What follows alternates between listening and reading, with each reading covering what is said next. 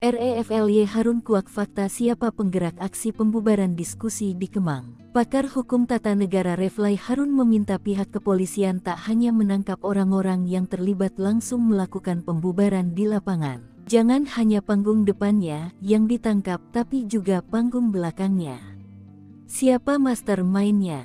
Ungkap Refly dalam program Kompas Petang di Kompas TV, Minggu, tanggal 29 September tahun 2024. Menurut Refly, pelaku pembubaran diskusi FTA tak mungkin melakukan aksinya tanpa ada seseorang yang menyuruh.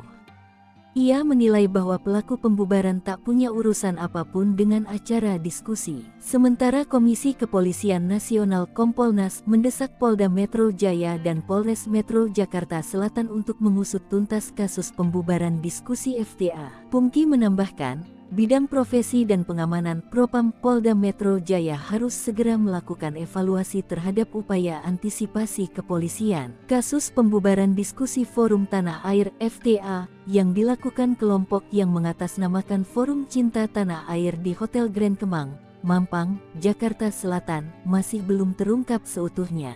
Meski pelaku pembubaran telah ditangkap dan ditetapkan tersangka, sejumlah pihak meminta polisi untuk mencari dalang di balik aksi pembubaran diskusi yang dihadiri oleh aktivis dan tokoh nasional itu. Kabid Humas Polda Metro Jaya Kombes Pol Ade Ari Syam Indradi dalam konferensi pers di Polda Metro Jaya, Minggu, tanggal 29 September tahun 2024.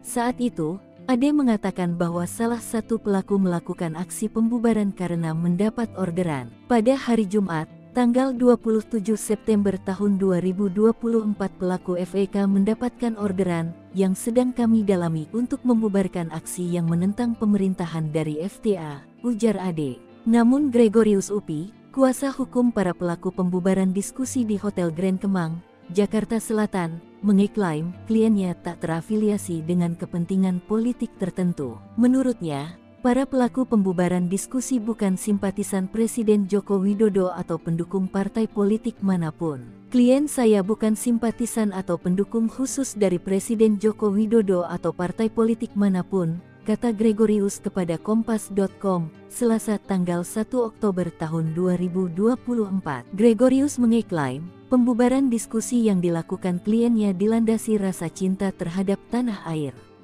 melainkan oleh rasa cinta tanah air dan keinginan untuk menjaga persatuan dan kesatuan bangsa, ujarnya.